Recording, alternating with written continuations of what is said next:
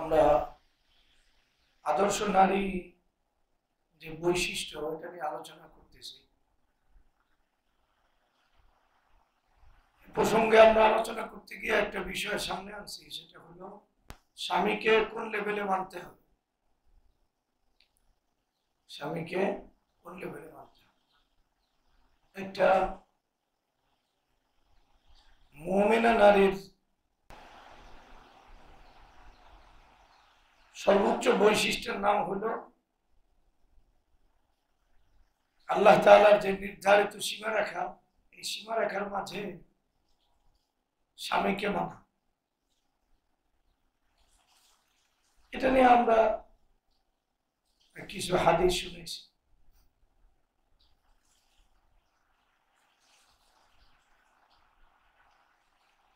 মূলত শরীয়তের যে বিষয়গুলো এগুলো সামনে আনছি এই জন্য,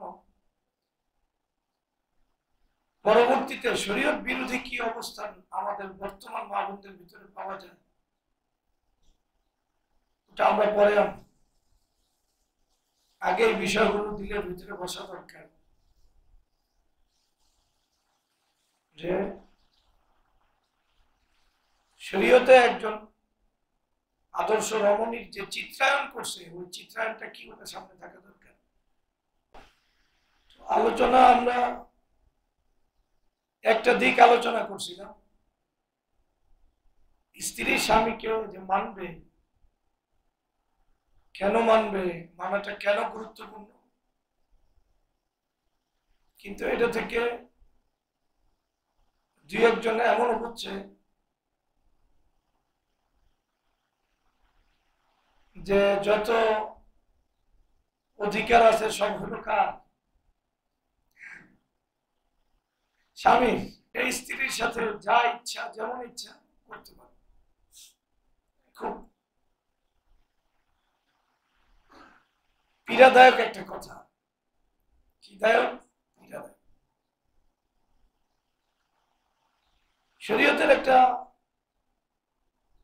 পদ্ধতি হলো, যখন কারো হক নিয়ে আলোচনা করে শরীয়ত, তখন বিষয়টা গুরুত্ব দিয়ে ফুটে তোলে।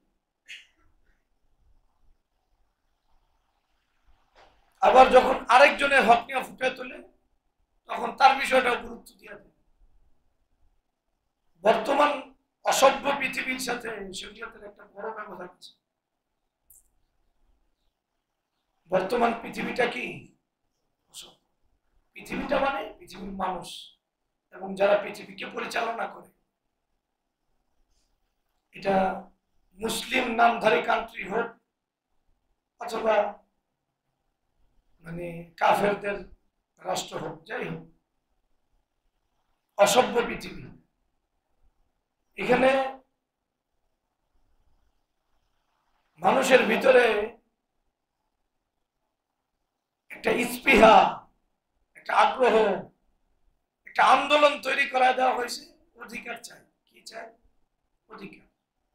প্রত্যেকেই তার অধিকারের ব্যাপারে সচেতন। সবাই সবার অধিকার চায়। কিন্তু শরীয়তের বিষয়টা ভিন্ন। শরীয়ত বলতে চায় তোমার উপর যে অন্যের অধিকার আছে এটা তুমি আদায় করো।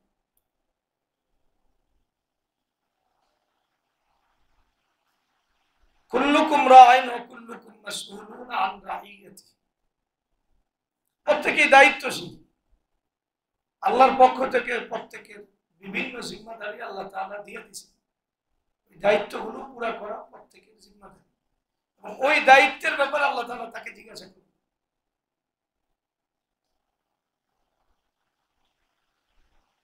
আরেকজন আমার কি পাওনা আদায় করলো না করলো এই বিষয়ে আল্লাহ তাআলা তাকে জিজ্ঞাসা করবে, কিন্তু আমার ব্যাপারে আমাকে জিজ্ঞাসা করবে। অসভ্য পৃথিবীর স্লোগান, নারীরা অধিকার চায়, সবাই অধিকার চায়, কিন্তু অধিকার চাওয়ার আগে যেটা করতে হয় সেটা হলো আমার উপর যে জিম্মাদারি, ওই জিম্মাদারি গুলো আমার আদায় করতে হবে। যদি সন্তান বাবার অধিকার চায়, অর্থাৎ সন্তানের উপর বাবার যে হক, এটা যদি সন্তান শুধু চায়, এই সন্তান অকৃতজ্ঞ হবে। অকৃতজ্ঞ মানে একবারে মরণ পর্যন্ত ওর বাবার সেবা করে গেছে, এরপরে ওর দিলে আক্ষেপ ওর বাবা ওর জন্য কি কি করে, এটা একটা দৃষ্টি আছে। স্বামী বেচারা বিবির জন্য একবারে মরণ পর্যন্ত করে গেছে, অথবা বিবি স্বামীর জন্য অনেক কষ্ট করে গেছে, কিন্তু তারপরেও কেউ কারো মন ভরাইতে পারে। সবার ভিতরে একটা অতৃপ্তি, কারণ সবাই খালি চায় তো, মানুষের চাওয়াটা সবসময় অসীম হয়, সসীম হয়। মানুষের চাওয়া এটা কোনোদিনও শেষ নাই, খালি চাইতেই থাকে, চাইতেই থাকে। এটা একবার যদি জায়গায় দেওয়া যায় তাহলে মানুষকে পশু বানায় দেওয়া সম্ভব, সম্ভব। তো সন্তান চায় তার জন্য বাবা সব করবে, যা বানাইছে এটা তো বানাইছে, এরপরেও 2-4 টাকা যদি ভিন্ন খাতে বাবা খরচ করে, এটার ব্যাপারে সন্তানের অনেক আপত্তি। আমার বাবা ইচ্ছা করলে এটা পারতো, এটা পারতো, এটা পারতো, এটা পারতো, এটা ইচ্ছা করে। আমার বাবা ওই জমিন বিক্রি করছে, ওই জমিন বিক্রি করছে, ওটা বিক্রি না করলে আজকে আমরা আরো 2-4টা বিল্ডিং এর মালিক হইতাম। যাই হোক, এইভাবে এখন সন্তানেরও দিল ভরে না, বাবারও দিল ভরে না, স্ত্রীরও দিল ভরে না, স্বামীরও দিল ভরে না, কারো দিলই ভরে না। সবাই চাই চাই চাই, কিন্তু এত চাওয়া পূরণ করার সক্ষমতা মানুষের। এই জন্য এই চাওয়ার জগতে শরীয়ত যেটা বলে, শরীয়ত যেটা বলে সেটা হলো তোমার উপর যেই লেনাদেনা আছে, পাওনা আছে, ওই পাওনাকে তুমি পরিশোধ করো, এটা হলো মূল জিম্মাদারি। কিন্তু এটা আদায় করতে গিয়ে শরীয়ত বিষয়টা এত গুরুত্ব দেয়, যদি শুধু একটা দিক দেখা হয় তাহলে অনেক সময় মনে হবে শরীয়ত মনে হয় এই দিকটাকে প্রাধান্য দিতেছে। আসলে শরীয়ত দায়িত্ব সচেতন করতেছে। যেমন আমরা যদি যাকাতের পাঠটা দেখি, দেখবো তিরমিজি সহ বিভিন্ন জায়গায় দেখলে দেখবো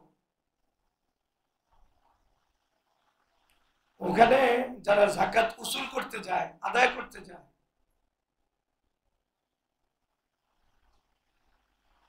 এদেরকে রাসূলুল্লাহ সাল্লাল্লাহু আলাইহি ওয়াসাল্লাম শক্ত হুঁশিয়ারি দিয়েছেন,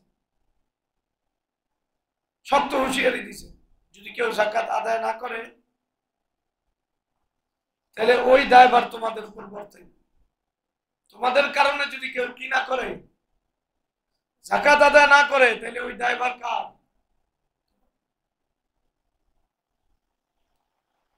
কত শক্ত কথা। বেচারারা দায়িত্ব আদায় করতে যেতেছে, যাকাত উসুল করতে, এরপরে রাসূলুল্লাহ সাল্লাল্লাহু আলাইহি ওয়াসাল্লাম তাকে এই কথা বলতেছে, কারণ সে যেন তার দায়িত্ব যেটা এটা যথার্থ আদায় করে। আবার যাদের কাছ থেকে যাকাত নেওয়া হবে তাদেরকে এই নির্দেশ শরীয়তে দিতেছে, যারা যাকাত উসুল করতে যাবে তোমাদের কাছে তাদেরকে পুরোপুরি যাকাত দিয়ে দিবে। সাহাবায়ে কেরাম জানতে চেয়েছে, ওয়া ইন যালামুনা, এরা যদি আমাদের উপর জুলুম করে, রাসূলুল্লাহ সাল্লাল্লাহু আলাইহি ওয়াসাল্লাম বলেছেন, ওয়া ইন যালামুনা, যদি এরা জুলুমও করে তারপরে তোমার যাকাত দিয়ে দিতে। কারণ জুলুমের বাহানায় যদি একবার যাকাত দেওয়া বাদ হয় তাহলে যাকাতের বিষয়টাই বাদ হয়ে যায়। এইভাবে প্রত্যেক ক্ষেত্রে শরীয়তে যাদেরকে সম্বোধন করছে তাদেরকে গুরুত্ব দিয়া বিষয়টা বুঝাইছে, কারণ তোমার জিম্মাদারি দায়িত্ব আদায় করো, স্ত্রীর জিম্মাদারি স্ত্রীর দায়িত্ব আদায় করো, স্বামীর জিম্মাদারি স্বামীর দায়িত্ব আদায়। এখন এটা না বুঝার কারণে আমরা স্বামীর যেই পাওনাগুলো আছে স্ত্রীর কাছে, ওই পাওনা নিয়ে আলোচনা করার পরে অনেকে বুঝছে এই কথা, অনেকে মানে 2-1 জন, যে আমরা স্বামী তো যা ইচ্ছা তাই করতে পারি, যা ইচ্ছা কি তাই করতে। আর এটা অনেক পেরেশানির কারণ, কারণ এখানে অনেকে এমন নামাজ পড়তে আসে যারা সত্যিকার অর্থে জানে, সত্যিকার অর্থে কি আমাদের দেশের মানে হালাতটা কেমন জানি, অর্থাৎ স্বামীরা যদি ভালো হয় তাই স্ত্রীরা জালেম হয়, স্বামীরা ভালো হলে স্ত্রীরা কি হয়, জালেম হয় না। আবার স্ত্রীরা ভালো হলে স্বামীরা জালেম হয়। সাধারণত জুলমের শিকার ওই স্ত্রীরাই বেশি হয় যারা আসলে একটু ভালো। এটা একবারে আমরা ব্যাপকভাবে দেখতেছি। এটা ইমানদারদেরকে সান্ত্বনা দেওয়া, এটা তোমার পরীক্ষা, এর বাইরে আর কিছু বলার নেই। কারণ ইমানদারদের জন্য এই সান্ত্বনা কোরআন সুন্নাহ থেকে প্রমাণিত। স্বামী ভালো স্ত্রী ভালো না, আল্লাহ একবারে তোমার কাছ থেকে পরীক্ষা নিতেছে।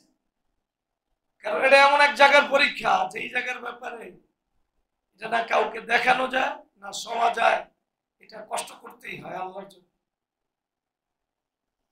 অনেক ক্ষেত্রে বিষয়টা কার জন্য হয়, আল্লাহর জন্য।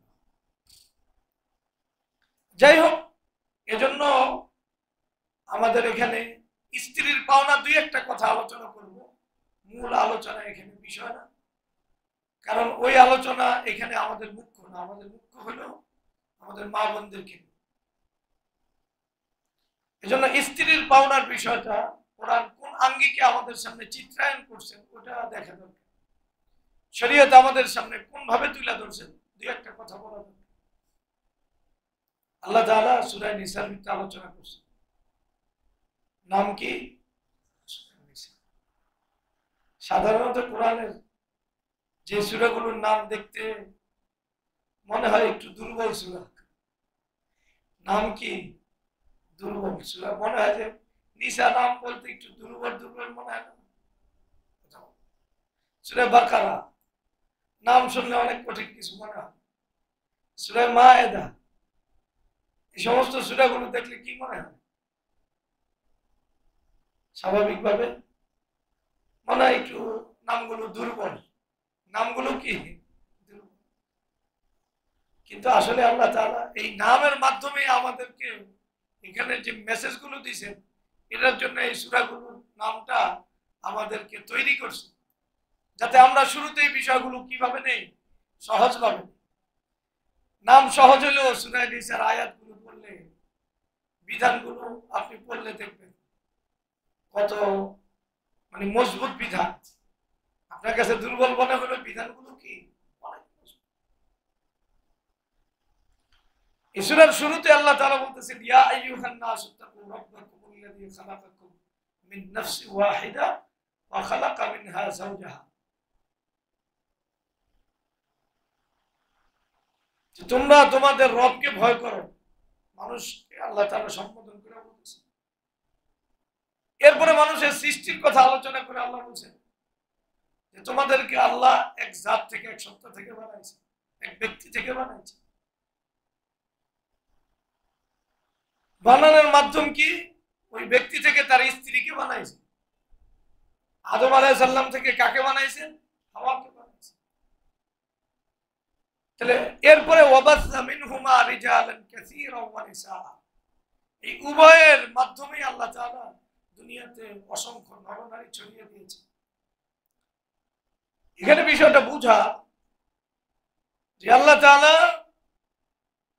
এখানে বর্তমান আমরা যারা আছি, আমাদের সম্পর্কের পিছনে যে সম্পর্ক, সেটা হলো একটা পারিবারিক বন্ধন লুকায় আছে। পারিবারিক বন্ধনের ভিত্তিতে আমরা দুনিয়াতে ছড়াইছি। কিন্তু এই পারিবারিক বন্ধনটা শুরু হয়েছে নারীকে পুরুষ থেকে বানানো হয়েছে। নারীকে কোত্থেকে বানানো হয়েছে?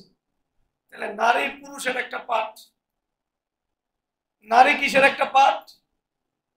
পুরুষের একটা পার্ট। আমরা ইনশাআল্লাহ পরে এই আলোচনা করব।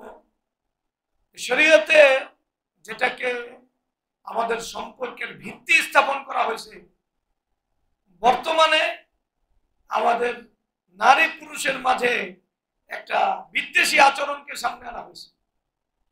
একজন আরেকজনের প্রতিযোগী, একজন আরেকজনের প্রতিদ্বন্দ্বী, একজন আরেকজন বিদ্বেষী হিসাবে আমাদের সামনে আনা হয়েছে।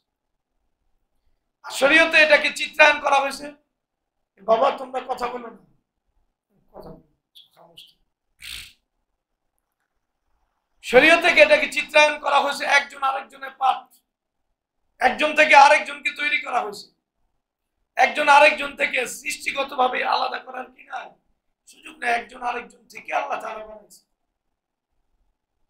সৃষ্টিগতভাবে আলাদা মানে এমনি তো আল্লাহ আলাদা বানাইছে নারী পুরুষ, ওইটা বলি নাই, মানে প্রথম যে সৃষ্টি আল্লাহ করছেন একটার সাথে আরেকটার যে দৃঢ় বন্ধন, একটার সাথে আরেকটা নির্ভর করে, এই কথা বলে। তাহলে একজন আরেকজনকে নিয়ে চলবে, এরপরে এই পৃথিবী আবাদ হবে, এটাই সিস্টেম। যদি একজন আরেকজনের প্রতিপক্ষ হয় তো পৃথিবী ধ্বংস হবে। একজন আরেকজনের সহযোগী হিসাবে চললে এই পৃথিবী আবাদ। পৃথিবীতে যদি খাবারেরও সংকট হয়, পানিরও সংকট হয়, সবকিছুর সংকট হয়, কিন্তু একজন আরেকজনকে নিয়ে চলার মন মানসিকতা থাকলে পৃথিবী সাকসেস। আর যদি একজন আরেকজনের প্রতিদ্বন্দ্বী হয় তাহলে কি হবে? এই পৃথিবীতে সব কিছু থাকলেও এই পৃথিবীর যে আসল সত্তা, যে নারী পুরুষের যে সম্পর্ক, এটা নষ্ট হওয়ার কারণে পৃথিবীর সব জায়গায় অশান্তি বিরাজ করে, অশান্তি বিরাজ করে। এজন্য পৃথিবীর উন্নত দেশে আত্মহত্যার পরিমাণ বেশি। কি দেশে? উন্নত দেশে আত্মহত্যার পরিমাণ সবচেয়ে বেশি। কেন পরিমাণ সবচেয়ে বেশি? কারণ আসলে তাদের নারী পুরুষের সম্পর্কটা একটা একজন আরেকজনের প্রতিদ্বন্দ্বী, একজন আরেকজনের সম্পূরক না, কেউ কারো উপরে নির্ভর না, সবাই সবার উপর নির্ভরশীল। এটা হলো তাদের পরিভাষা। সবাই সবার উপর নির্ভরশীল হওয়া, এটা আল্লাহ তাআলা আমাদেরকে যেই মেসেজ দিয়েছেন এই মেসেজের পরিপন্থী। এ কারণে তারা উন্নতির শিখরে আমাদের দৃষ্টিতে আরোহণ করার পরেও এদের মাঝে আত্মহত্যার মতো একবারে দুনিয়া থেকে এসে চলে যেতেছে। আমার কাছে এটা বেশি আশ্চর্যের জন্য লাগে, এদের কাছে পৃথিবীটাই আসল, আখিরাত বলতে এদের কাছে কিছু না। পৃথিবীটা এদের কাছে আসল। এরা পৃথিবীতে বাসই করে, আমাদের খাওয়া পড়া সব পৃথিবী কেন্দ্রিক। ওই জাতি পৃথিবী ছেড়ে দিতেছে, যাদের বিশ্বাস হলো পৃথিবীটাই আসল। তাহলে বিষয়টা কত জটিল, বিষয়টা কত জটিল। যে জাতির কাছে পৃথিবী সব, মা হিয়া ইল্লা হায়াতুনা দুনিয়া নামুতু ওয়া নাহইয়া, আমাদের আছে শুধু এই ইহ জগতে আমাদের জন্য আসল, আমরা খাবো এরপর একদিন মরে যাবো, এই না কথা। যাদের কাছে পৃথিবীটাই আসল, এরা এই পৃথিবীকে বিদায় দিতেছে। কেন বিদায় দিতেছে? আল্লাহ পৃথিবী তৈরি করা, পৃথিবীকে বাসযোগ্য যাদেরকে দিয়া করাইছেন, আদম এবং হাওয়াকে দিয়া, এই আদম হাওয়ার রুলস থেকে এরা বাইরে চলে গেছে। আদম হাওয়াকে আল্লাহ তাআলা দুনিয়াতে পাঠাইছেন সবার আগে, এদেরকে তারা পৃথিবী আল্লাহ তাআলা আবাদ করছেন। কিন্তু তাদেরকে তারা যে আবাদ করছেন, এই দুইজনের মাঝে বন্ধনের মাধ্যমে পৃথিবী আবাদ করছে। একজন আরেকজনের প্রতিদ্বন্দ্বী ছিল না, একজন আরেকজনের সম্পূরক ছিল। কথাগুলো একটু দিল দিয়া বুঝতে হবে। এখন একজন আরেকজনের সম্পূরক মনে করা হয় না, একজন আরেকজনকে প্রতিদ্বন্দ্বী মনে করা হয়। তার মানে আল্লাহ পৃথিবী যেই পরিবেশ দিয়ে বানাইছেন, এই পরিবেশে এরা থাকার উপযুক্ত। এই জন্য আত্মহত্যা করে। এই জন্য কি করে? অনেকে এগুলি বলতে চায় না কেন আত্মহত্যা করে, কিন্তু একজনে যদি বলে ফেলায় তাহলে সবাই ওপর ধরে। বিবিসির কিছুদিন আগে একটা রিপোর্ট দেখলাম, দক্ষিণ কোরিয়ায় আত্মহত্যার হার অনেক বেশি, অথবা অথচ উন্নত একটা রাষ্ট্র কি পৃথিবীর দক্ষিণ, ওদের অনেক কিছু আছে, সবচেয়ে বেশি আত্মহত্যার হার ওখানে বেশি। পুরুষরা অনেক বেশি আত্মহত্যা। এর জন্য ওখানের একজন বড় কর্মকর্তা বলছে, এর জন্য নারীরা দায়ী। কি দায়ী? নারীরা ওই যে আত্মনির্ভর, নিজেরা নিজেদের মতো করে চলে, সাংসারিক জীবন থেকে দূরে থাকে, আর ওরা অফিস নিয়ে ব্যস্ত থাকে। এরা পুরুষের ধার ধারে না। কথার মর্মটা এমন। এজন্য আত্মহত্যা হয়। আর সবাই এখন আর কণ্ঠরোধ করার জন্য তুমি এত বড় কথা বলবে। আসলে এদের কাছে শরীয়তের মূল যে মেসেজটা এটা পৌঁছাই নাই, যাই নাই শরীয়তের মেসেজটা কি। এদের কাছে মেসেজ গেছে ইউরোপ আমেরিকার মেসেজ, যেখানে নারী পুরুষকে চিত্রায়ন করা হয়েছে একজন আরেকজন প্রতিদ্বন্দ্বী। আল্লাহ আমাদেরকে মাফ করুন। তাহলে বিষয়টা বুঝে আসলো কিনা? তাহলে নারী পুরুষ একজন আরেকজন কি সম্পূরক, এই বিষয়টা দিলের ভিতরে আনতে হবে। আর প্রত্যেককেই তার যে পাওনা আছে তার উপর আরেকজনের যা পায় ওটা আদায় করতে হবে। স্ত্রীর কাছে যে পাওনা স্বামীর ওটা আদায় করতে হবে, আর স্বামীর যে পাওনা ওটা আবার স্ত্রীর কি করতে হবে, আদায় করতে হবে। পবিত্র কোরআনের আয়াতগুলো আমরা যদি একটু লক্ষ্য করি, আল্লাহ পবিত্র কোরআনে যে ভাষায় বলছেন, আউযু বিল্লাহি মিনাশ শাইতানির রাজিম, ওয়ালাহুন্না মিসলুল্লাযী আলাইহিন্না বিল মা'রুফ, ওয়ালাহুন্না মিসলুল্লাযী আলাইহিন্না বিল মা'রুফ। আল্লাহ তাআলা বলতেছেন যে স্ত্রীদেরও শরীয়ত কর্তৃক পাওনা আছে। কাদের পাওনা আছে? স্বামীর কাছে স্ত্রীদের শরীয়ত কর্তৃক পাওনা আছে, যেমন পাওনা আছে কার? স্বামীর। কথা বুঝতে কষ্ট?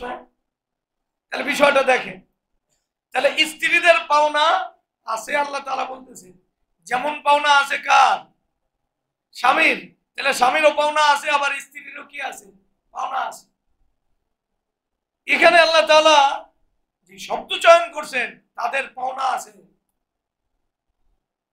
স্ত্রীদের পাওনা আছে স্বামীর কাছ থেকে, যেইভাবে স্বামীর পাওনা আছে কার থেকে? তাহলে পাওনা দুজনকে আল্লাহ তাআলা দিয়েছেন, তার মানে একজনকেই শুধু দিয়েছেন অধিকার, বিষয়টা এমন না। পাওনাটা দুজনকে দিয়েছেন, কিন্তু পাওনা প্রসঙ্গে আলোচনা করতে গিয়া আল্লাহ মূলত আলোচনা প্রসঙ্গে নারীদের পাওনার বিষয়টাকে আগে আনছে। কারণ নারীকে আল্লাহ তাআলা এত গুরুত্ব দিয়ে হক আদায় করতে বলছেন, পুরুষ যদি তার হক আদায় না করে তাহলে ওই নারীকে যে হক আদায় করা বলছেন, এই আসলে একদিক থেকে হক আদায় করলে হক আদায় হয় না, পরিবার টিকে না যদি দুই দিক থেকে হক আদায় না করে। তাহলে শুধু স্ত্রী হক আদায় করলো, স্বামী যদি না করে তাহলে এই পারিবারিক বন্ধন টিকে না। এজন্য আল্লাহ তাআলা স্বামীদেরকে বলতেছেন তাদের জন্য কি আছে? তোমাদের কাছ থেকে পাওনা আছে। বাকি ওয়ালির রিজালি আলাইহিন্না দারাজা, আল্লাহ তাআলা এটা কোরআনে জায়গায় জায়গায় স্পষ্ট করছেন যে পুরুষের মানে আল্লাহ তাআলা শ্রেষ্ঠত্ব দিয়েছেন নারীর উপর। এটা নারীরই স্বার্থে। কিসের স্বার্থে? নারীরই স্বার্থে। একটা সংসার এটা চালাইতে হবে, চালানোর জন্য একজন দরকার যে যার কথা দুইজনে যদি পরামর্শ দেয় মীমাংসা করবে কি? একজনের সিদ্ধান্ত দিতে হবে না? না দিতে হবে না? এই সিদ্ধান্তদাতা হিসেবে আল্লাহ তাআলা কাকে আনছেন? পুরুষকে আনছেন। এই কথা আল্লাহ বুঝাইতেছেন, সিদ্ধান্তদাতা পুরুষ। কারণ নারীদের তুলনায় পুরুষরা অনেক ভেবেচিন্তে সিদ্ধান্ত নেয়, এটা বহু কারণ আছে, আমরা এটা মূল আলোচনার বিষয়। তাহলে আল্লাহ তাআলা স্ত্রীদের পাওনার বিষয়টাকে কিভাবে আনছেন? ওয়ালা হুন্না, স্ত্রীদের পাওনা আছে এই কথা আগে আনছেন। মিসলুল্লাযী আলাইহিন্না বিল মারুফ, যেইভাবে পাওনা আছে কার? মানে স্বামীর পাওনা আছে স্ত্রীর কাছে, ওইভাবে পাওনা আছে কার? স্ত্রীরও শরীয়ত অনুযায়ী। তাহলে দোনো দল যদি তাদের পাওনাগুলো আদায় করে তাহলে পাওনা যথার্থভাবে হবে। এর দ্বারা পৃথিবীতে সত্যিকার অর্থে একবারে ইতমিনানওয়ালা মানুষের জীবন গড়বে। এরপরে আরেক আয়াত আমরা দেখি, আল্লাহ তাআলা মানে বিষয়টাকে কোন আঙ্গিকে আনছেন, আমাদের ভিতরে কি মনোভাব তৈরি করতে চাইছেন। ومن آياته أن خلق لكم من أنفسكم أزواجا لتسكنوا إليها وجعل بينكم مودة ورحمة إن في ذلك لآيات لقوم يتفكرون। আল্লাহ বলেন আমার বড় নিদর্শনের একটা নিদর্শন, আমাকে যে সমস্ত নিদর্শনের মাধ্যমে তোমরা চিনবা, এই নিদর্শনের মাঝে একটা বড় নিদর্শন কি? আল্লাহ বলতেছেন যে আল্লাহ তাআলা তোমাদের মধ্য থেকে তোমাদের স্ত্রীদেরকে বানিয়েছেন, তোমাদের মধ্য থেকে। কতটা আপন এরা, তোমাদেরই পার্ট জীবনে, তোমাদের থেকে আলাদা কোনো পার্ট না, এটা তোমাদের জীবনের একটা পার্ট, তোমাদের শরীকুল হায়াত, তোমাদের জীবনের কি অংশীদার, জীবনে একটা পার্ট। এটা আল্লাহকে চিনার একটা বড় মাধ্যম। তার মানে যে জাতি এই পাঠটা চিনবে না সে আল্লাহকে চিনবে না। যে জাতি এই পাঠটা বুঝবে না, একটারে পাঠ মনে করবে না, একটা আরেকটারে প্রতিদ্বন্দ্বী মনে করবে। পাঠ মানে সম্পূরক। পাঠ মানে কি সম্পূরক, একটাকে দ্বারা আরেকটা তৈরি হয়, একটা ছাড়া আরেকটা চলে না, অচল জীবনের পাঠ। তাহলে মানুষ হিসাবে মানুষ বাঁচার জন্য যেটা দরকার সেটা হলো যে বিবিদেরকে জীবনের পাঠ মনে করা জরুরি, জীবনের পাঠ মনে করা জরুরি। জীবনের পাঠ মনে করলে কি লাভ, ভালো করে বোঝেন। জীবনের পাঠ মনে করলে মানুষের যদি কোনো একটা অংশের ভিতরে ফোড়া হয়, ব্যথা হয়, ঘা হয়, তখন মানুষ কি করে? ওই অঙ্গ ফেলা যায় না, ওই অঙ্গের করতে চেষ্টা করে, ওই অঙ্গকে সুস্থ করে তোলার চেষ্টা করে। কারণ এখানে ঘাটা শুধুমাত্র একটা অঙ্গের না, এটাকে পুরা দেহের সাথে কল্পনা করা।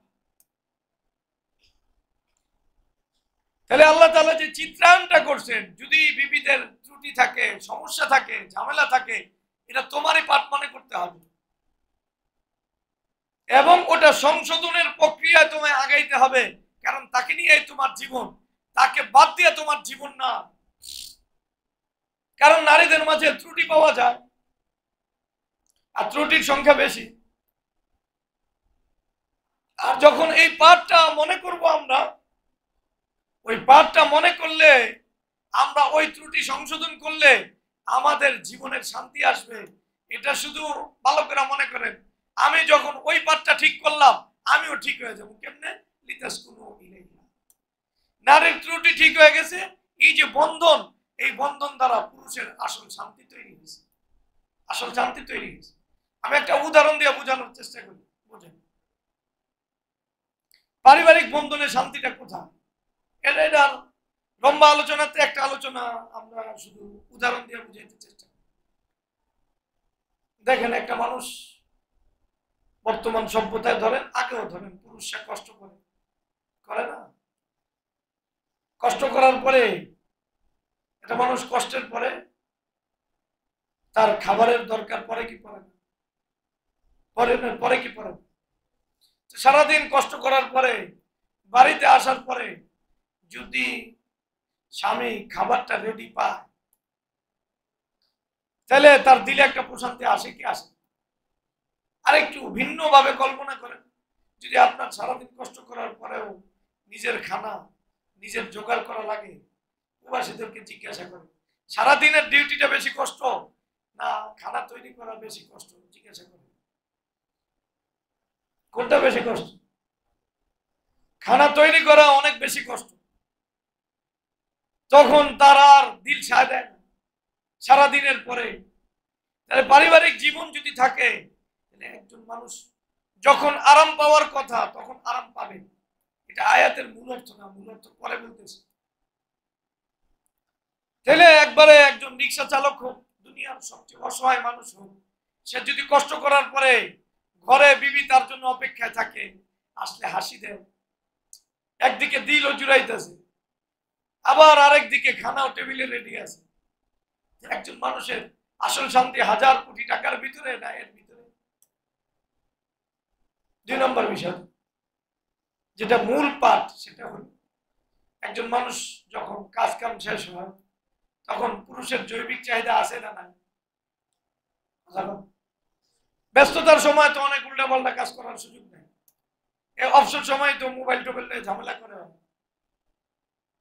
না? তার দিলের প্রশান্তি দরকার আছে, সর্বোচ্চ প্রশান্তি দরকার আছে। খানা রেডি থাকলে যদি এত শান্তি থাকে, যদি বিবিও রেডি থাকে, যেটা একবারে হাদিসের সবচেয়ে বড় নির্দেশ, বিবি রেডি থাকতে হবে স্বামীর জন্য, তাহলে এই লোকটার চেয়ে বেশি শান্তিতে কেউ থাকতে পারবে? এর জন্য স্ত্রীও রেডি আছে জৈবিক চাহিদা পূরণ করার মতো।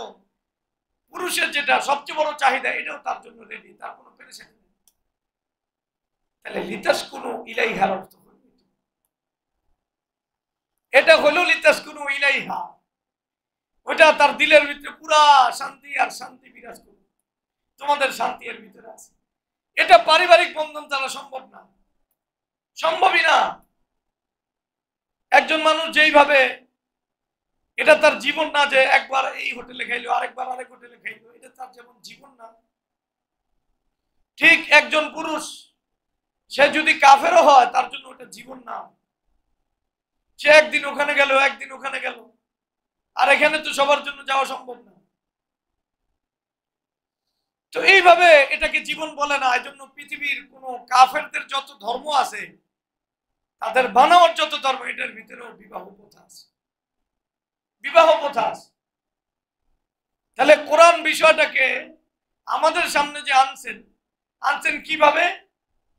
এটা আল্লাহকে চিনার একটা বড় নিদর্শন, যে আল্লাহ এই যে একটা সিস্টেম তোমার জন্য তৈরি করে দিছে, পারিবারিক সিস্টেম, এটা আসলে তোমার শান্তির মূল।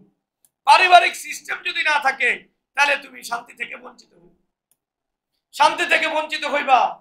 আর পারিবারিক সিস্টেম না থাকার কারণেই মূলত আত্মহত্যা যা আছে, পারিবারিক সিস্টেম না থাকার। আর এর জন্য সবচেয়ে বেশি কষ্টের মুখোমুখি হয় কাদের? পুরুষের এর জন্য সবচেয়ে বেশি। আপনি বিশ্বাস করেন, নারী অধিকারের যত আন্দোলন আছে এই পৃথিবীতে, এগুলো আমরা আলোচনা করবো, এটার ভিতরে কতগুলো ঈমান ভঙ্গের কারণ পাওয়া যায়।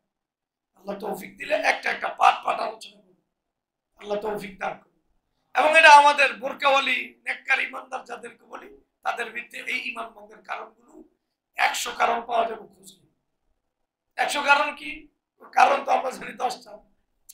ওদের এক এক কথা, এক একটা ঈমান ভাঙিয়ে যাওয়ার মতো কি কথা যে বলে, অথচ ঈমানদার হিসাবে পরিচিত, বুঝেন না? একবারে সর্বোচ্চ লেভেলের ঈমানদার, যাদেরকে মানুষ আইডল মনে করে, এমন ঈমানদার, কিন্তু তারা আক্রান্ত নারীর অধিকারের নামে, ফেসিবাদে তারা আক্রান্ত। যাই হোক, যে কথা বললাম, নারীদের যত অধিকার সারা পৃথিবীতে, অধিকারের নামে নারীদেরকে নষ্ট যে বানাইছে, আসলে পুরুষরাই বানাইছে, পুরুষরাই বানাইছে, পুরুষরাই বেশি নারীদের পক্ষে সোচ্চার হইতে গিয়া নিজের বিবিকে হারাইছে, মেয়েকে হারাইছে, মাকে হারাইছে, জীবন হারাইছে, শান্তি হারাইছে। এখন আত্মহত্যা করা ছাড়া এদের সামনে আর বিকল্প কোনো পদ্ধতি নেই, আর বিকল্প কোনো পদ্ধতি নেই। যাই হোক, কোরআনের আয়াতের চিত্রায়নটা বুঝে আসছে কিনা? আল্লাহ কোরআনের আয়াতে আমাদের সামনে আমাদের শান্তির যে দিশা দিচ্ছেন, এই শান্তির দিশা আসলে মূল শান্তির দিশা কোথাও? পারিবারিক শান্তির মাঝে।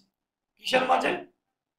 ভাই যারা বিয়ে করছেন এদেরকে আপনি একটু জিজ্ঞাসা করেন, এই লোকটা যদি পারিবারিক ভাবে মানে অশান্তিতে থাকে, তার দিনদার যদি হয়, দিন যদি মানাইতে না পারে, তার বউ দিন মানে না, মেয়ে মানতে চায় না, এই বেচারার হাজারো গাড়ি বাড়ি আছে, কিন্তু এই বেচারা তার পাওনাটা পায় না বিবি থেকে অথবা তার মেয়ে থেকে।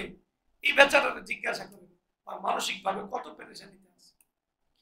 বহু লোক এইভাবে বলে, হুজুর আত্মহত্যা জায়েজ থাকলে আমরা আত্মহত্যা করি, এইভাবে বল, এত কষ্ট তাদের, অথচ গাড়ি বাড়ির অভাব নাই।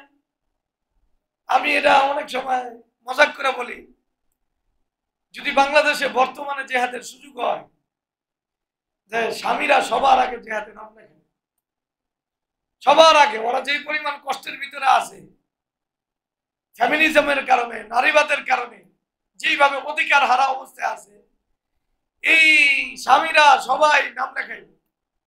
আবার ঘরের যারা দিনদার ছেলে ওরাও নাম লেখাইবে। মায়ের যন্ত্রণায়, বুঝেন না, অথবা বোনের যন্ত্রণায় সে অতিষ্ঠ, এই লোকগুলো সবার আগে নাম লেখাইবে, যে আগেই তো আত্মহত্যার সিদ্ধান্ত নিয়েছিলাম, এখন তো শাহাদাতের মতো বড় মাকাম পাওয়ার সুযোগ আসছে, হয় তাড়াতাড়ি জিহাদে নাম লেখে।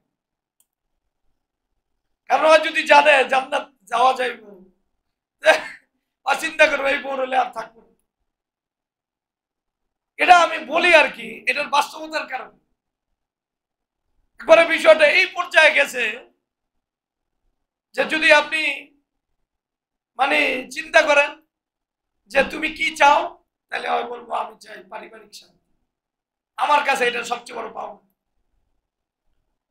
ঠিক করে যদি আল্লাহ তাআলা কিয়ামতের দিন দাঁড় করায়, কিরে তুই কি চাস, তোর কি দরকার?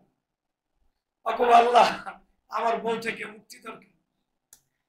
কোত্থেকে মুক্তি দরকার? এখান থেকে যদি মুক্তি পাওয়া যায় মোটামুটি আমি বাঁচি। অনেকে এইভাবে বিবিরে বলে, ওই ঘটনা শুনেছি, যদি আমি কোন রকম তোমার কাছ থেকে বাঁচতে পারি আর আল্লাহর কাছে যাইতে পারি আর জান্নাতে যাইতে পারি, সবার আগে যে আবদার করব, আল্লাহ আমি পরে চাই না, আল্লাহ তুমি জান্নাত আমারে দিলে অন্য কেউ এর সাথে মন চাইলে দেওয়া, আমার অন্যকে দিও না, ওর সাথে থাকতে পারো না। ওই যে আমরা একটা গল্প শুনেছিলাম, গল্পটা হলো এক বেচারার পড়শি এক হাজি সাহেব। বেচারা এমন চালান চালা, সবচেয়ে বড় দুশ্মন। এখন ওই বেচারা বউরে কইতেছে, শোনো আমি একটা আবদার করে যাবো, আমি যদি মারা যায় তাহলে ওই আবদারটা তুমি রক্ষা করো। ওটা আবার কি আবদার? তোমার ইদ্যত শেষ হলে হাজি সাহেবের সাথে তুমি বিবাহ বসো। হ্যাঁ হ্যাঁ, এটা আপনার শত্রু, আমারে আপনি ওই হাজি সাহেবের কাছে বিয়া বসতে বললেন, ঘটনাটা কি? শত্রুর সাথে নিজের বিবিরে কেউ বিয়া দিতে চায়, আর পুরুষ তো এটাও চায় না তার বিবি সে মারা যাক, তার বিবি আরেকজনের কাছে বিবাহ বসে দিলে এটা কেমন কেমন লাগে। আপনি এটা কি বলতেছেন? আমি অনেক চিন্তা ভাবনা করে দেখছি, হাজি সাহেবরা যদি সাজা দিতে হয় তুমি এর উপযুক্ত ব্যক্তি। আমি যে কি জ্বালার ভিতরে আছি, আমি সে বুঝি জ্বালা কারে কয়। এক কাজ করে এই জন্য তোমার ওসিয়ত করে গেলাম, তুমি হাজি সাহেবের সাথে হাজি সাহেবরে শাস্তি দেওয়ার জন্য তুমি একমাত্র উপযুক্ত না। এখনো কথা বুঝে, এটা আমরা মানুষের ভিতরে যাওয়ার কারণে মানুষের হালত গুলো জানি, মানুষের হালত গুলো জানি। মানুষের জীবনের পাঠটা এই পর্যায়ে গেছে। কেন গেছে? ওই যে পারিবারিক যে বন্ধন থাকার কথা, জীবনের পাঠ মনে করার কথা, স্ত্রীরা স্বামীকে মানে জীবনের যে স্বামীর মাধ্যমে সে দাঁড়ায় আছে, তার জীবিকা, তার যৌবন আল্লাহর কাছে স্বীকৃত যে পদ্ধতি, ওই পদ্ধতিটা ছিল স্বামী এইভাবেই তার জীবিকা হবে, এইভাবে তার আরামে থাকা হবে, এইভাবেই সে আদর্শ মা হবে। সবকিছু কোন ভাবে লুকায় রয়েছে? স্বামীর কোনো এহসান তার নাই, তার কাছে সবকিছুর কেন্দ্রে সে যত বড়ই দিনদার হোক, সবকিছুর কেন্দ্রে অবস্থান করতেছে তার ছেলে আর তার মেয়ে। এর জন্য যত নির্যাতন আছে স্বামীর উপর, সব নির্যাতন চলে। যারা হাতুস সিনান ইলাহাল তিয়াব ওয়ালা জানি ওয়ালা ইয়ালতামু মা জারাহাল লিসান। বুঝেন না? যদি আঘাত, এটা তো কোনো না কোনো মলম লাগানো যায়, কিন্তু যেটা দিলের আঘাত, ওখানে মলম লাগাবে কি? এই মলম ওই ক্ষত দেখাইতেও পারে না। এই জন্য আমাদের মূল শান্তি কোন জায়গায়? আমি বললাম যে আমাদের মূল শান্তি হলো একজন আরেকজনের সম্পূরক মনে করার মাঝে আল্লাহকে চিনার একটা বড় মাধ্যম। যে তুমি দেখো আল্লাহ তোমার জন্য যে অধিকারগুলো দিছে, স্ত্রীর জন্য, স্বামীর জন্য, এই অধিকারগুলো তোমারে আল্লাহকে চিনায় দিবে যে তোমার আসল শান্তি, তোমার আসল সুখ তোমার টাকার ভিতরে না, তোমার কোনো কিছুর ভিতরে না। হাদিস এই কথাই চিত্রায়ন করছে। বাস তোমরা যদি দুনিয়াতে কোনো সম্পত্তি জমা করতে চাও, এর জন্য সেরা সম্পত্তি হলো মারআতে সালেহা।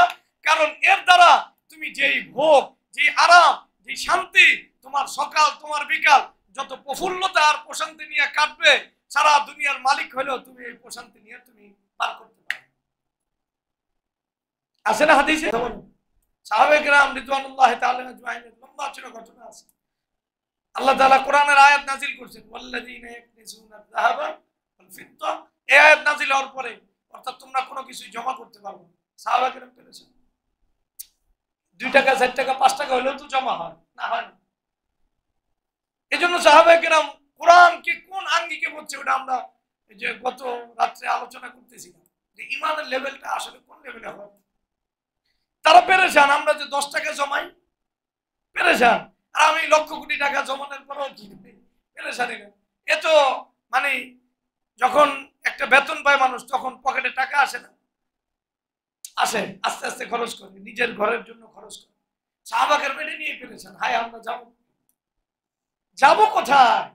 এই জন্য সাহাবায়ে কেরামের এই পেরেশানি হাল নিয়ে সমাধান আসতে হয়েছে যে না এটা মোটামুটি যাকাত পরিমাণ সম্পত্তি থাকতে পারে, বৈধতা এতটুকু পর্যন্ত দেওয়া হয়েছে, উৎসাহ দেওয়া হয় নাই। কি বলছি? বৈধতা। এটা কোরআনের আয়াতের পূর্বাপর না পড়লে আমরা বুঝবো না। এটা বৈধতার সীমানা। এটা কিসের সীমানা? বৈধতা আছে। যাকাত আদায় করলে তুমি যদি পুরোপুরি যাকাত আদায় করো এবং যত মালের ওয়াজিব হক আছে এটা আদায় করো, তাহলে মাল তোমার কাছে রাখা বৈধ। এটা আরেক মাসলা। এরপরে রাসূলুল্লাহ সাল্লাল্লাহু আলাইহি ওয়াসাল্লাম বলেছেন, তোমরা যদি পৃথিবীর সেরা কিছু জমাইতে চাও তাহলে মারআতে সালেহাকে জমা করো। জমানোর জন্য এর চেয়ে উত্তম কিছু না। অর্থ, করি, দালান এগুলো তোমাকে সুখ দিবে না। দুনিয়াতেও যদি একজন মানুষ সুখ চায়, সুখের সন্ধান চায়, তার মানে ছেলের জন্য সুখ চায়, তাহলে তার জন্য মারআতে সালেহার কোনো বিকল্প নেই। মারআতে সালেহার কোনো কি নাই? বিকল্প নাই। মারআতে সালেহ বুঝেন? শরীয়তের পরিভাষা। বাংলায় সতী সাধ্বী নারী, এটা আসলে মারআতে সালেহার তরজমা হয় না।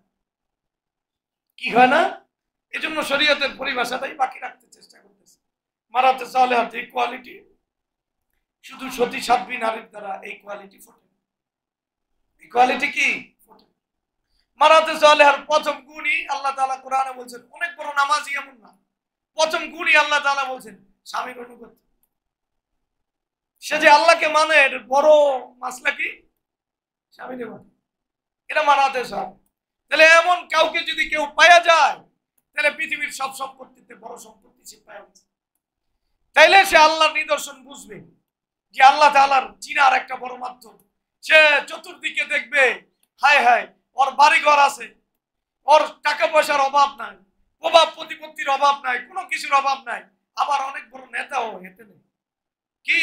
অনেক বড় নেতা, অনেক কিছু, কিন্তু ঘরের শান্তি নেই। ওরা জিজ্ঞাসা করে ওর মতো জীবনে কষ্ট কারণ। আর আরেকজনের পারিবারিক শান্তি আছে। শরীয়ত নারীর যে কোয়ালিটি বর্ণনা করছে, ওই কোয়ালিটি সম্পন্ন নারী তার জীবনে আছে। এটা হলো লিতাসকুনু ইলাইহা। তোমাদের সব পেরেশানি ওখানে যায় মিটে যাবে। সব পেরেশানি, টাকার পেরেশানি দূর হয়ে যাবে, অর্থের পেরেশানি দূর হয়ে যাবে, সব ঝামেলা ওখানেই শেষ। সব ঝামেলা কি ওখানে। আর ওখানে যদি ঝামেলা হয়, ওই জায়গা যদি ঝামেলা হয়, তোমার টাকা, তোমার অর্থ করি কোনো কিছু তোমাকে শান্তি দিবে না, বরং তুমি আত্মহত্যার পথ পেয়েছে। হয়েছেও তা। অর্থ করির অভাব নাই, টাকা পয়সার অভাব নাই, চেহারার অভাব নাই, রূপ লাবণ্যতার অভাব নাই, সব কিছু আছে। এই লোকগুলি বেশি আত্মহত্যা করে। যেটির রূপ বেশি, কথা বলেছি, যেটির সামর্থ্য বেশি, এটি আত্মহত্যা বেশি, আত্মহত্যা বেশি করে। কারণ হলো আসল কি? পারিবারিক যে বন্ধন শরীয়ত চিত্রায়ন করছেন, যেটা দ্বারা সত্যিকার অর্থে আল্লাহকে চিনা যাবে, ওই আল্লাহকে চিনার যে মাধ্যম, এটা সে হারাইছে। আর এই ক্ষেত্রে দায়ী পুরুষরা।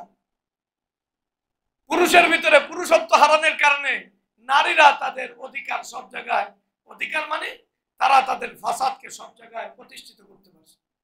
এর জন্য পুরুষরা, আপনি দেখবেন একবারে বাসের ভিতরে উঠার পরে একজন নারী অপরাধী, অপরাধী সে, তারপরেও পুরুষের সবাই মিলে নারীর পক্ষে কথা। আরেকজন এটা মানে নারী উল্টা পাল্টা করতেছে, হয়তো মানে সহ্য করতে না পারে একটা কথা বলছে। নারীর কিন্তু ইজ্জতের পরোয়া না। আমরা মনে করি নারীরা ইজ্জতের পরোয়া করে, বানান না কথা। ইজ্জতের পরোয়া পুরুষরা করে। দেখুন পুরুষ যেইভাবে মাইনা নেয় কথা এত মানুষের সামনে, সে নিজেকে কি করতে পারে না, পুরা মানুষের টার্গেট, কথার টার্গেটে পরিণত বানাইতে চায় না। কিন্তু নারী অবলীলা আছে, যা মন চায় করে। যে কতটা নির্লজ্জতার স্তরে বেরিয়ে এখন পড়ছে, কল্পনাই করে। পুরুষ কিন্তু চিন্তা করে আমাদের। তারপরে ওই নারীর কথা একটু প্রতিবাদ করতে গিয়া সবাই মিলে ওই ব্যাটারাই ধরছে, কারা ধরছে। তাহলে এই পুরুষের জন্য সাজা হিসাবে আল্লাহ তাআলা আমাদের জন্য এটি পাঠাইছে। দেখ তোর দুনিয়ার জীবন কেমন হয়, এরপরে দেখে আর ভালো লাগে না, এরপরে এটা আমাদের সাথে। যাই হোক, তাহলে কোরআনের এই চিত্রায়ন বিষয়টা বুঝতে হবে। তাহলে জীবনের যে পাঠ, জীবনের যে সুখ, আল্লাহকে চিনার যে মাধ্যম, এটা হলো মাধ্যম কি? এটা একটা বড় মাধ্যম হলো তোমাদের যে আল্লাহ তাআলা পারিবারিক যে বন্ধন দিয়েছেন, এই বন্ধন আল্লাহকে চিনা একটা মাধ্যম। তুমি আল্লাহকে চিনো, ও ঈমানদাররা, তোমাদের জন্য আল্লাহ যে পারিবারিক বন্ধন দিছে, এই বন্ধন দিয়া পৃথিবীর সবচেয়ে বড় যারা ধনী, এদের চেয়েও তোমাকে সুখী বানায় দিছে। তুমি চিনো, আল্লাহর কথা মানার কারণে তুমি যে সুখটা পাইছো, এরপরেও যদি তুমি আল্লাহকে না চিনো, তাহলে তুমি কি করে আল্লাহকে চিনো? কি করে আল্লাহকে চিনো? একবারে আপনি দেখেন, একটা সময় পৃথিবীর লম্বা চূড়া সময় পৃথিবীর অর্থ করে রাজত্ব করে গেছে বিল গেটস। কি বিল গেটস? আমরা সেই অনেক ছোট থাকতে, সর্বেক্ষণ 2000 আগের কথা, তখন এই কম্পিউটার যে মাউস, এই মাউসটা করা লাগতো, মানে চালু করার জন্য এই বিল গেটস এর অনেকগুলো ছবি আসতো। তো এই মাউসটাকে ওই বিল গেটস আইতো, মাউসটা চাপ দিলে আবার যাইতো, বুঝলেন? কার ছবি আইতো? বিল গেটস এর ছবি। তো ওরে চাপ দিয়া ওরে আবাস হয়ে যাইতো, আবার আইতো, ওরে চাপ দিতে হতো তাড়াতাড়ি, যাতে মাউসটা কি হয়, চালু হয়। আমরা এই কম্পিউটারে এইভাবে মাউস চালাইছি।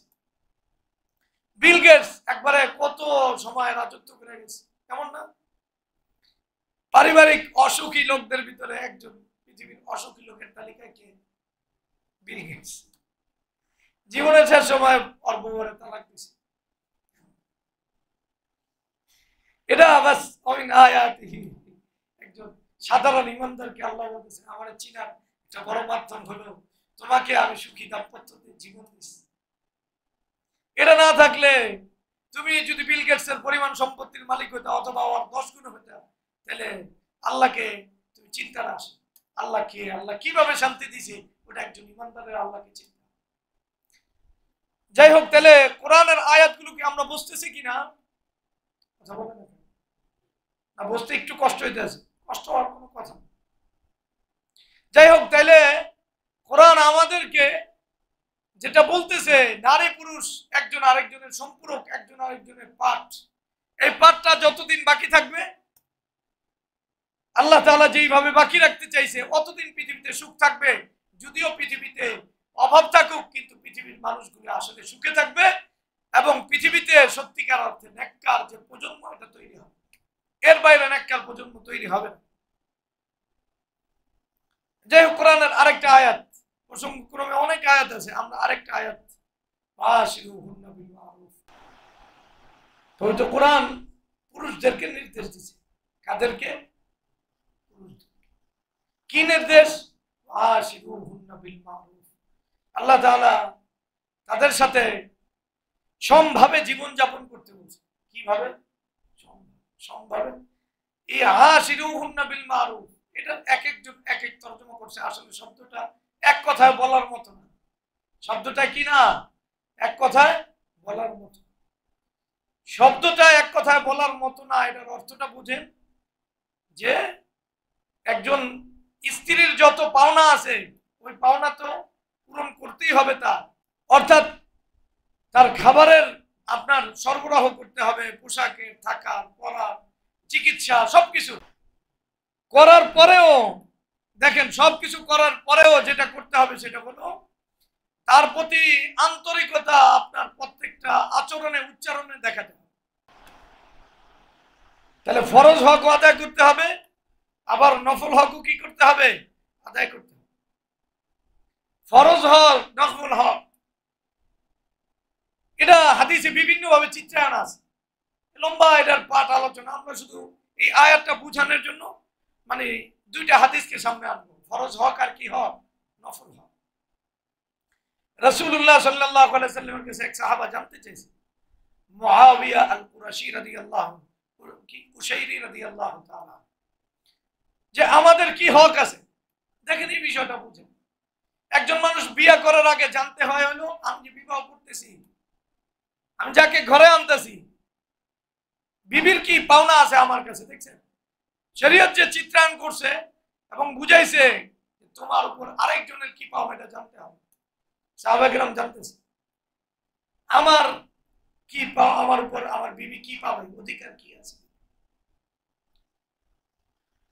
এই জাতি যদি হারায়, তাহলে এটা কি হারাইছে? বিবাহের জন্য এটা কেউ আলোচনাই করে না, ইমানদার আলোচনা করে। অমনে করে বিয়ার আর অধিকার, বেটা হয়ে গেছে বিয়ে করতে। বিয়ার আগে শরীয়তে স্ত্রীর যে অধিকার, এটা জানা ফরজে আইন না ফরজে কিফায়া? কথা বলেন, বলেন। বিবাহটা যদিও আপনার জন্য সুন্নত, কিন্তু বিবির অধিকার জানাটা কি? ফরজ আইন, এটা জানার আগে বিয়া করার অনুমতি না। আপনি বিয়া করলেন কেন? করছেন আপনি নিজের শরীয়তের অধীন নিজেকে মনে করেন, আপনি স্বাধীন মনে করেন। যদি আপনি শরীয়তের অধীন মনে করতেন তাহলে অবশ্যই আগে যাইনা নিতেন। অধীন মনে করেন, স্বাধীন মনে করেন। আপনার সমস্যা এই জায়গায়, নিজের সমস্যাকে ঠিক করেন। সাহাবা জানতেছে, রাসূলুল্লাহ সাল্লাল্লাহু আলাইহি ওয়াসাল্লাম বলতেছেন, বাস তোমার জীবনের যে, মানে আমি হাদিসের মর্মটা বলতেছি, তুমি যা খাও তাকে তাই খাওয়াবে, তুমি যা পড়বে তাকে তাই পড়াবে। একটা ছোট্ট কথা কিন্তু অনেক গভীর মর্ম। অর্থাৎ তোমার জীবনের যে স্তর, জীবনের যে লেভেল, তোমার বিবির লেভেল এক হইতে, এই লেভেলের ভিতরে ব্যবধান করা যাবে। তুমি যা খাইবা ওটাই খাওয়াইবে, তুমি যা পড়বা ওই লেভেলটাই তার সামনে। আজীব আপনি চিন্তা করেন, একবারে তোমার মরণ পর্যন্ত তোমার বিবির লেভেলটা কোন লেভেলে? আমি টাকা কামাইতেছি, আমি সবকিছু করতেছি, ভাই সব টাকা কামানোর আল্লাহ তাআলা আমাকে বলতেছেন তোমার লেভেল আর বিবির লেভেল এক হইতে, লেভেল ঠিক করো। তুমি খাইলে ওরে খাওয়াইবা, তুমি পড়লে ওরে পড়াইবা। ওয়ালাল মুসাই কাদারুহু ওয়ালাল মুকতিরি কাদার, যে সামর্থ্যবান সে তার লেভেল অনুযায়ী ব্যয় করবে, আর যে মানে গরিব, যে অসহায় গরিব সংকটে আছে, সে তার স্তর লেভেল অনুযায়ী ব্যয় করবে। এটা একটু চিন্তা করেন তো।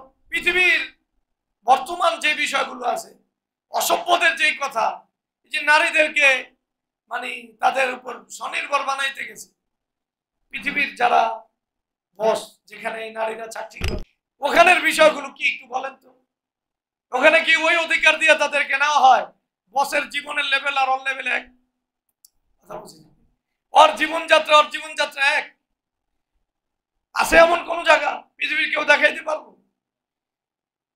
তাইলে রাসূলুল্লাহ সাল্লাল্লাহু আলাইহি ওয়াসাল্লাম একজন বিবির অবস্থানটা স্বামীর যে অবস্থান, ওই অবস্থানের সাথে যুক্ত করে দিয়েছে, ওই অবস্থানের সাথে যুক্ত করে দিয়েছে।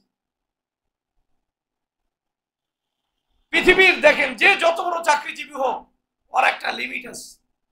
কি আছে? লিমিট অনুযায়ী পরে একটা কিছু দেয়, কিন্তু এখানে লিমিট না। তুমি যেমন পরে তেমন রাখবে, তুমি সামর্থ্যবান পরে ওই স্তরে চালাই, তুমি সংকটে আসো ওই সংকট অনুযায়ী যতটুকু তোমার সামর্থ্য অতটুকু তুমি চাও। তাহলে ওয়াশিরুহুন্না বিল মারুফের একটা অর্থ কি বললাম? তার উপর আপনার উপর যে ওয়াজিব দায়িত্বগুলো, এটা আদায় করতে হবে, একবারে ওয়াজিব দায়িত্বগুলো। আর নফল দায়িত্ব কি? নফল দ্বারা ওয়াজিবের সৌন্দর্য বাড়ে।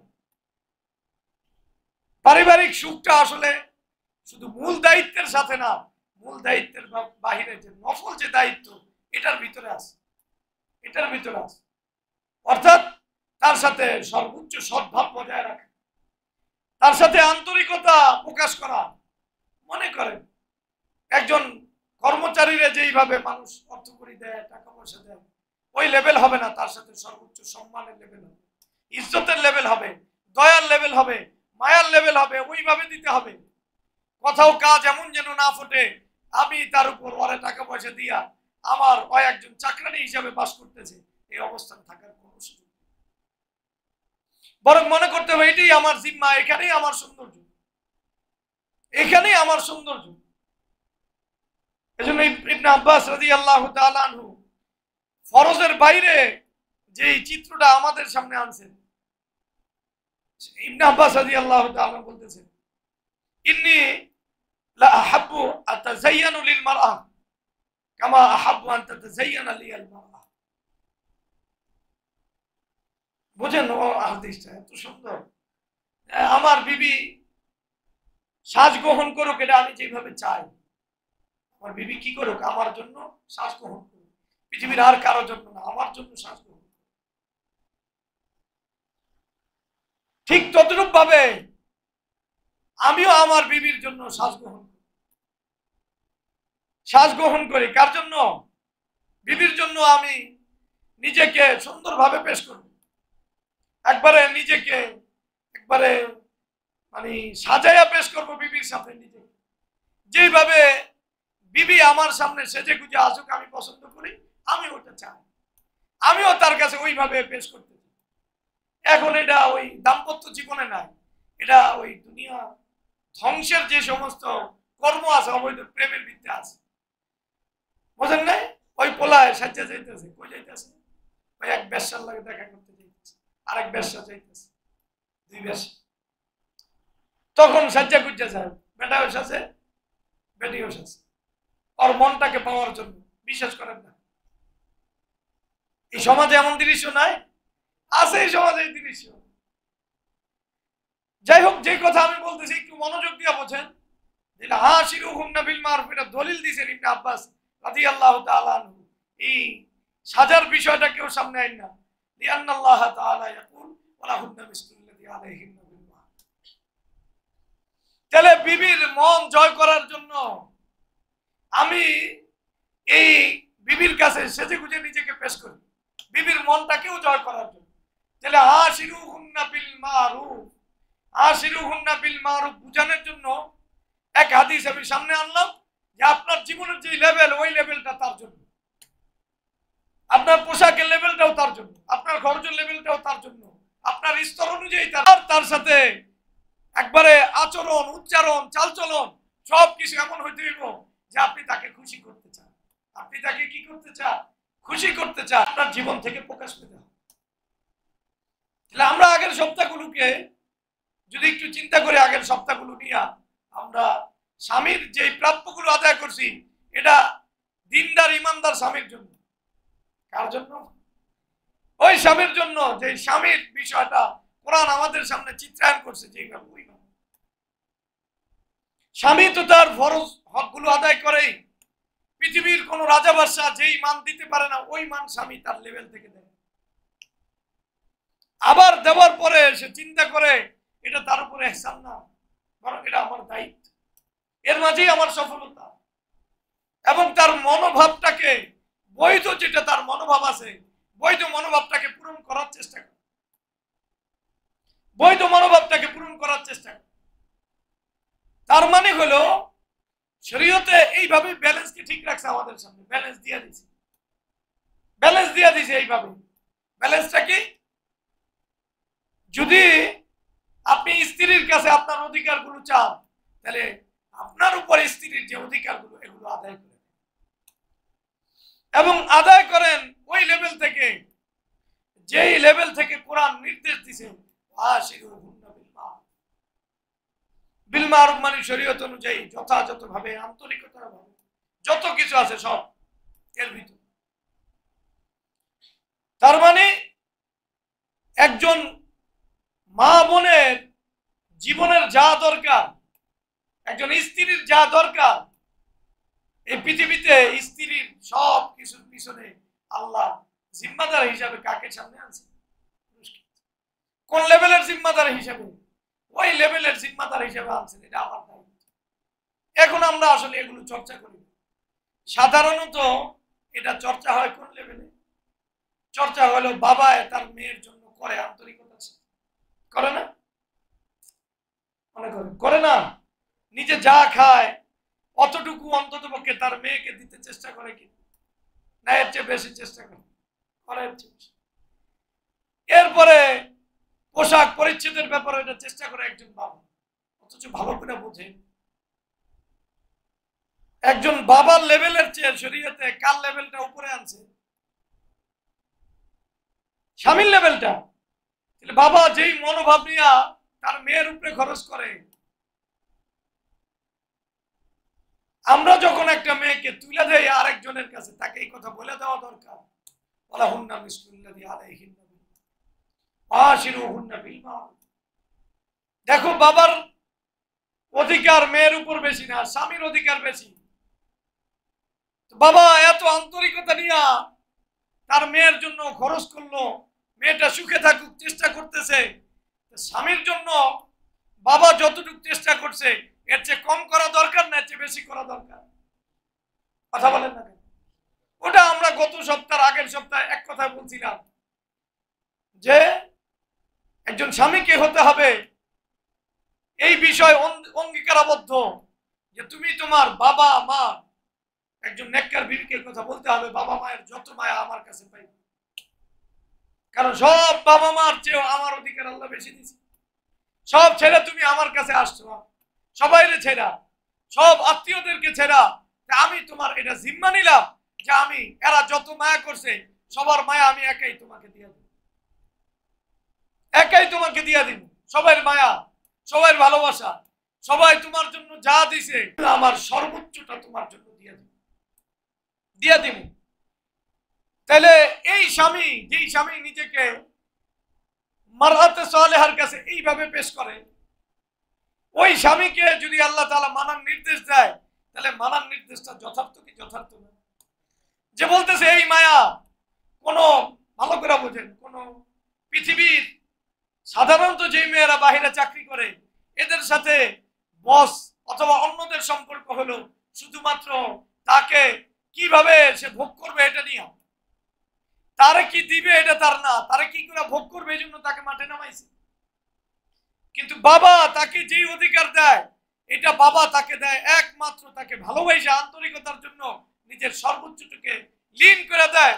তাহলে একজন মেয়েকে তার বাবা যে অধিকার দিতেছে, স্বামী এর চেয়ে বেশি অধিকার দেওয়ার প্রত্যয় ব্যক্ত করে তাকে নিতেছে, তাহলে এর চেয়ে বেশি মানে একজন নারীকে দেওয়ার মতো পৃথিবীর কোন ব্যবস্থা আছে আমাকে বলুন। কথাগুলো একটু গভীর থেকে বোঝে, এর চেয়ে বেশি দেওয়ার মতো কি আছে? আমি তোমাকে সব ভালোবাসা দিব, পৃথিবী ভালোবাসা দেয় দেয় ভালোবাসা, আমি আমার সামর্থ্যের সবটুকু আমি বিসর্জন দিয়া তোমাকে আমি তোমার পিছনে খরচ করার চেষ্টা করব। এই যে একটা বিষয়, তোমাকে খুশি করার চেষ্টা করব। পৃথিবীর কোন সভ্যতা, আমি বলি যে পৃথিবীর অন্যান্য কোন মানে যত ধর্মগ্রন্থ আছে ওই ধর্মগ্রন্থেও আপনি এইসব কথা পাবেন, যে কথা কোরআন আর হাদিস আমাদেরকে দুই এক কথায় চিত্রায়ন করছেন, পুরা একটা জীবনের সর্বোচ্চ সুখের একটা চিত্র যেটা দিয়েছেন, অন্য কোথাও আপনি পাবেন, পাওয়ার সম্ভাবনা নেই। বিষয়গুলো একটু বুঝতেও যদি মানে আপনার কাছে একটুই লাগে, এজন্য আমি বারবার বলতেছি বিষয়গুলো বুঝেন যে একজন স্বামীকে আল্লাহ জিম্মাদারি দিছে, তার ফরজ নফল যত কিছু আছে, তার মনটা ভালো থাকে, যা কিছু আছে তোমার সামর্থ্যের ভিতরে এটা চেষ্টা করো। তাহলে আমরা যাদের আলোচনা করি এটা করি নেক বিবিদের আলোচনা, যে স্বামীদের আলোচনা করি কোন স্বামীদের আলোচনা করি? নেককার স্বামী, যাদের দ্বারা পৃথিবী আসলে সত্যিকার এমন মানে প্রজন্ম পাবে যারা পৃথিবীকে বাকি রাখবে, পৃথিবী ধ্বংস হবে না এমন লোক।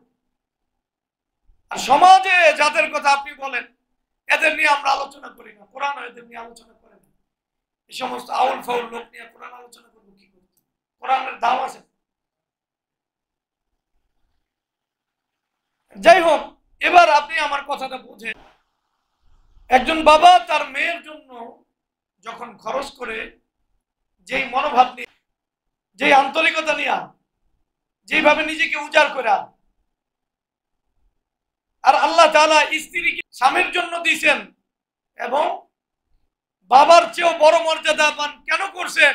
করছেন এই কারণে স্বামী শুধু বাবার মায়া দিবে না, মার মায়া দিবে, সবকিছু দিবে, সবকিছু দিবে এবং তার সামর্থ্যের সবটুকু দিবে, সবটুকু দিবে। এখন সমস্যা কোন জায়গায়? সমস্যা দ্বিপাক্ষিক সমস্যা। আমরা যখন আসলে স্বামী হিসাবে আদর্শ স্বামী হই নাই, নারীরা যখন আমাদের উপর আস্থা রাখতে পারে নাই, আমি ওই একটু আগে বলছি বাংলাদেশের অবস্থা কেমন দেখে, মেয়েরা যত ভালো হোক দেখা যায় ওই স্বামীগুলো শয়তান করে। যখন একটা মেয়ে ভালো, তার অবস্থা সবাই জানে ভালো, আর বাটপার মেয়েগুলো দেখা যায় বাস ওরা বাটপারি করে সুখে আছে, আর ভালো মেয়েটা সুখে নাই, তখন মানুষের বিবাহের ব্যাপারে একটা মানে নেগেটিভ ধারণা তার দিলের ভিতরে তৈরি, বিবাহের প্রতি তার আগ্রহ আর থাকে, যে বিবাহের ব্যাপারে তার আগ্রহ যে নষ্ট হয়ে গেল, এর জন্য দায়ী এই স্বামী কি স্বামী না বলে? স্বামী কি স্বামী? যখন স্বামী সত্যিকার অর্থে একজন নেককার বিবির অধিকারগুলো আদায় করত, আর দেখাই তো তোমার বাবার চেয়ে বেশি মায়া আমি তোমাকে করতে জানি, এর চেয়ে বেশি ভালোবাসা আমি তোমাকে দিতে জানি, আমার সামর্থ্যের সবটুকু দিয়ে তোমার জন্য আমি চেষ্টা করতে পারি, তখন ওই মেয়েটা যদি স্বামীর ব্যাপারে সুনাম করত, তাহলে হাজারো মানে পরিবার হাজারো পুরুষ হাজারো নারী বিবাহের প্রতি আগ্রহী হইতো, এর চেয়ে বড় দাওয়াত হয় না। বিবির কথা অনুযায়ী পুরা একবারে পরিবেশ করে, যে বিবির স্বামীর সুনাম কর, এর দ্বারা যত বেশি অ্যাড হয়, অন্য কোনো মাধ্যম দ্বারা এত অ্যাড হয়।